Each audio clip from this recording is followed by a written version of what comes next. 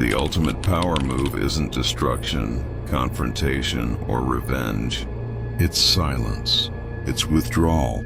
It's denying them closure. No explanation, no ending, no final word. Machiavelli knew the truth. Humans aren't addicted to pleasure or love. They're addicted to certainty. Our minds crave finality, a neat box for every story. Deny it and they unravel. They replay the events endlessly, clawing for meaning. They can't move on. That's why withholding closure is your most devastating psychological weapon. Closure brings peace. Without it, they drown in turmoil, permanently vulnerable to you. People say they want happiness. What they really crave, answers. Why it happened, where they stand, how it ends. Picture someone ghosted without a word. Their life looks fine, but their mind is chained to that. Why? That's your leverage. Give closure. You free them. They walk away lighter, at peace. Withhold it, they stay trapped. You haunt their thoughts. You own their attention. Machiavelli warned, never explain more than necessary. The more you explain, the more you free them. The less you say, the story never dies. It lives forever. Shakespeare's plays end. Machiavelli's lessons, eternal. Why? He taught principles, not finalities, inviting endless obsession. They never truly conclude. That's why his influence still echoes centuries later. The same principle applies to people. Never give them the final page. A fight where you shout everything you feel, explain yourself fully, and slam the door. That person will sleep peacefully a week later. A quiet departure where they don't know what you think, don't know if you're angry, don't know if you'll come back. That person will never sleep peacefully again. The unfinished holds more power than the finished because the mind cannot leave a puzzle unsolved. Machiavelli wrote that it is often wiser to appear less transparent than you are. When you leave people guessing, they begin doing the work for you. If you don't explain yourself, they start inventing explanations. If you don't reveal your intentions, they start imagining your next move. If you don't give them closure, they start rewriting the story 1,000 different ways. Each version they imagine keeps you alive in their mind. They can't escape you. And the beauty, while they waste energy spinning theories, you move freely, untouched by their turmoil. You've already moved on, but they remain trapped in the absence you left behind. Look at how often people demand closure in relationships, in arguments, in betrayal. They say, just give me honesty, or I just need to understand. What they're really asking is, please free me. They think knowing the truth will heal them. They don't realize that closure is often nothing but a final illusion. A person begging for closure is really saying, take away my dependence on you. Release me from your hold. If you give it to them, you lose leverage. If you withhold it, you remain the one thing they can't stop circling back to. Machiavelli would say, if you want control, never give people the key to their own escape. We live in a culture obsessed with healthy communication and things properly. Be clear, be transparent, offer closure, but ask yourself who benefits from this. Closure benefits the other person, not you. It gives them peace. It gives them freedom. It allows them to walk away with their head high, feeling satisfied. Why should you give that gift?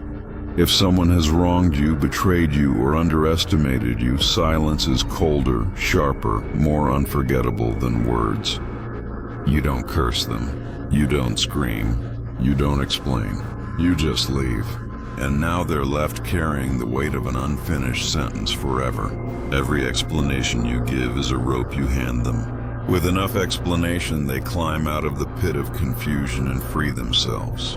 Machiavelli would advise, never over-explain. Speak less than you know. Reveal less than you think. Leave gaps in every story. Because the mind cannot stand gaps. It will fill them in with imagination, with paranoia, with endless replaying. And imagination is always harsher than reality. Silence makes their own mind your weapon, the lover. You end things with a long message explaining why. They cry, process, and heal. Months later, they've moved on. But if you end things without a word, leaving only questions, they never stop thinking of you. They wonder if you'll return. They wonder what they did wrong.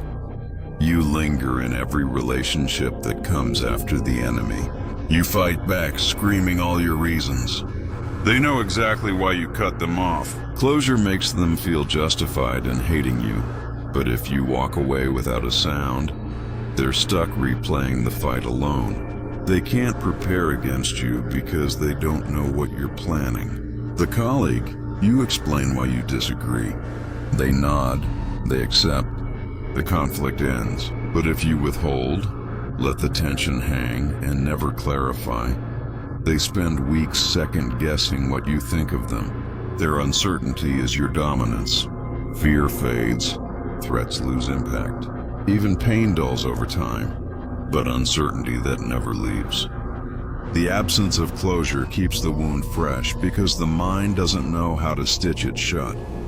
It bleeds every time the thought returns, and people cannot stop returning to the thought. This is why Machiavelli would say closure is mercy. Mercy weakens power. Withhold it. When you deny someone closure, you deny them peace. And without peace, they remain bound to you. So what is the true lesson here? If you want power, don't give people peace. If you want control, don't give people the ending they crave. Silence, mystery, absence. These are your greatest weapons, not because they destroy people, but because they leave people destroying themselves in your name. And when their own mind becomes your prison guard, you've mastered one of the darkest and most effective laws of psychological leverage. A clean ending is a release. An unfinished story is a prison. Closure lets people rebuild, but suspense leaves them circling, searching, obsessing. That's the essence of Machiavelli's law of psychological leverage. You don't hurt people by striking them. You hurt them by never finishing the sentence, by leaving their mind running laps in your silence, always a step behind, trying to catch up to a version of you that no longer exists. Because once you leave someone without closure, they do the rest to themselves. They begin to invent reasons, blame themselves, blame you, rewrite the past, try to understand, reach out, seek revenge, and eventually spiral right back into dependence. And you, the one who walked away, don't have to lift a finger. You've already won. Here's the key. When you leave someone without closure, you create emotional imbalance. You walk away finished. They walk away open, and that open loop dominates their subconscious, even if they pretend it doesn't. They say they've moved on. They act like they don't care. They post, laugh, talk, but they're performing because the real story never ended. The dynamic becomes asymmetrical. You've processed it. They're still processing you. You're silent. They're thinking in monologues. You've closed the file. They're stuck on the same page. This imbalance is not cruelty, it's advantage. Machiavelli would see this not as manipulation but as positioning. You maintain power not by controlling people's behavior directly, but by remaining the unsolved question in their minds. As long as they're still wondering about you, you still control the field. One of the most powerful applications of this law is what we now call ghosting. But ghosting isn't always emotional immaturity. It can be weaponized. Used consciously, it becomes a tool of disorientation and control. Here's how it works. You create a connection deep, fast, intense. You mirror their emotions, reflect their needs, bond deeply. Then you vanish. No argument, no closure, just silence. Now they're stuck in a vat, not to fix things, not for revenge, but because they want resolution. And their mind tells them, you need to go back to end this the right way. But there is no ending. That's the design. So they reach out, and when they do, they're in a weakened state. They're no longer negotiating from a place of strength. They're negotiating from confusion. You now hold positional advantage, emotional detachment, and narrative control. They've been thinking about you. You haven't been thinking about them. That gap is the root of psychological dominance. Machiavelli's philosophy was not about cruelty for cruelty's sake.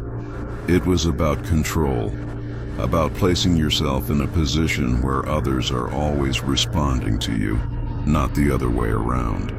Never giving closure aligns perfectly with this doctrine, because when you leave someone without resolution, you force them into your tempo. You force them to internalize you. You eliminate their sense of self-determination. You insert yourself into their emotional framework, and from there, even your silence becomes a command. You never ask for loyalty, but they give it. You never demand attention, but they focus on you. You never justify leaving, but they chase your reasons. This is not emotional recklessness. This is cold strategic leverage, the kind of influence that cannot be bought, taught, or faked. It's earned through one brutal decision. Don't explain. Don't close the door. Just leave it open and let them wonder forever. The mind cannot accept what it cannot finish. That's why people don't need permission to hate you, but they need permission to forget you. And when you don't give them that permission, when you withhold closure, you become part of their identity, not a memory, a scar, a reference point, and that reference point follows them everywhere. But Machiavelli's true genius was never in merely causing obsession. It was in knowing how to position that obsession in public so that others not only remain loyal, they defend you, serve you, and chase you even in your absence. This is where psychological leverage becomes political.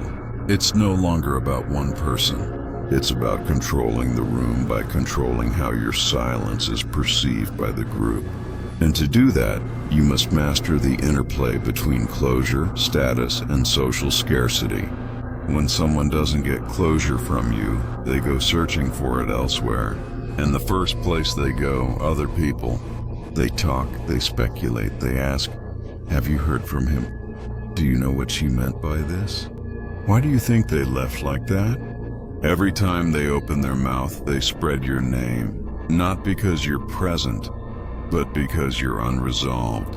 This creates social gravity. Your absence becomes a phenomenon. People orbit it. They whisper. They guess. They invent narratives. And here's where it becomes Machiavellian. You didn't demand attention. You didn't explain yourself. You didn't even show up. But your silence now controls the discussion. They aren't gossiping. They're branding you. Now you become an image, not a person. And images are harder to kill than people. Scarcity amplifies value. This is one of the oldest truths in economics and human behavior. What's rare is precious. What's inaccessible is desirable. What's gone without warning is unforgettable. So when you remove yourself without closure, you create not just psychological scarcity, but social scarcity. People start saying he doesn't talk to anyone anymore. She vanished just like that. They never give explanations. And that scarcity becomes reputation. Even if people resent you, they respect your control. And even if they don't say it aloud, they wonder, what does this person know that I don't? Why are they so calm? Why do they never need to explain themselves like everyone else? That wonder is obedience in disguise. It means you've risen above the need for validation. And when others still crave closure, you become above them. Not by status, but by emotional independence. That is the rarest trait in any social environment. And rare traits like rare metals always gain value. Here's the paradox Machiavelli would appreciate most. The more someone feels confused by you, the more they need to reaffirm loyalty to you publicly, just to make sense of their own identity. They may not know where they stand with you. They may feel neglected, rejected, or misunderstood. But to protect their ego, they defend you to others. Why? Because admitting they never got closure would mean admitting they weren't important enough. They lost control. They're still confused. They've been chasing someone who no longer chases them. So instead of admitting that, they explain away your behavior as mysterious, intelligent, or deeply principled. They do your PR for you. They preserve your reputation to preserve their dignity. That's leverage you can't buy, and you didn't even speak. There's a term Machiavelli would use to describe this untouchable legitimacy. It's not given, it's felt, and it can only be built through contradiction. You must be present but distant, remembered but unreachable, respected but not available, admired but never completely understood. This balance creates a kind of emotional mirage.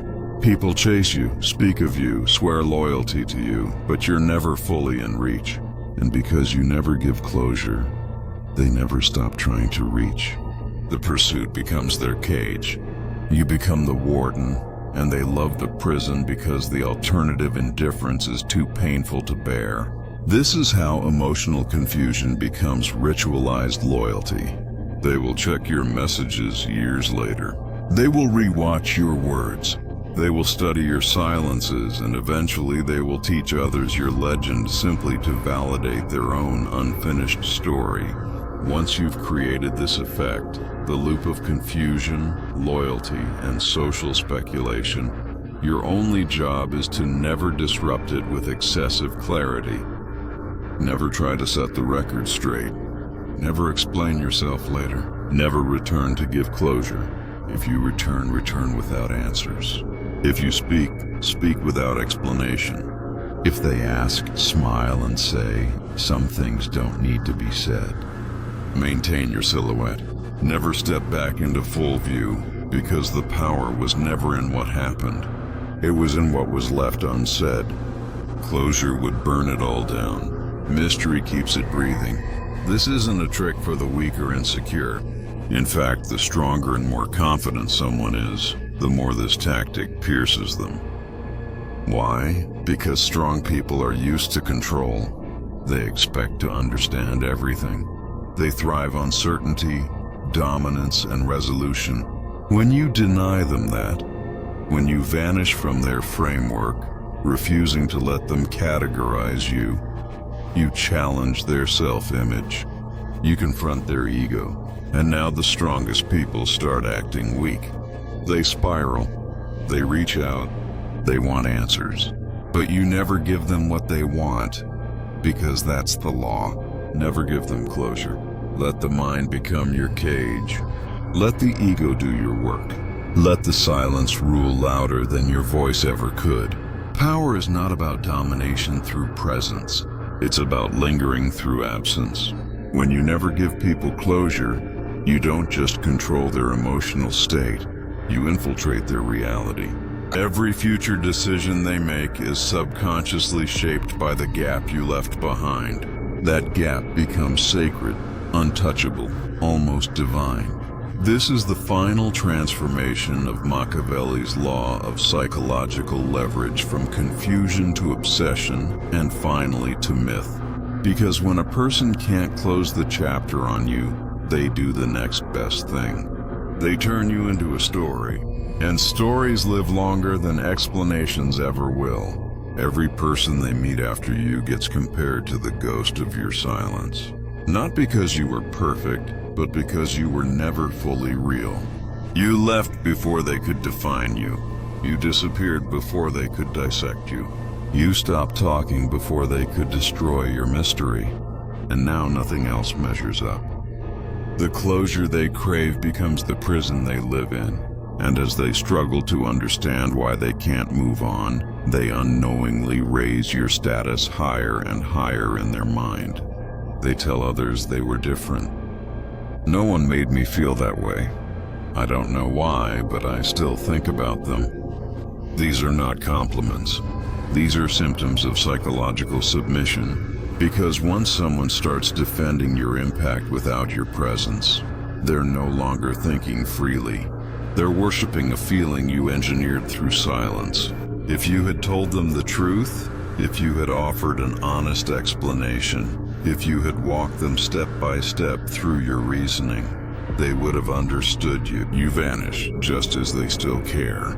Now they're trapped in an infinite emotional loop, checking their phone, craving a text, a sign, an explanation.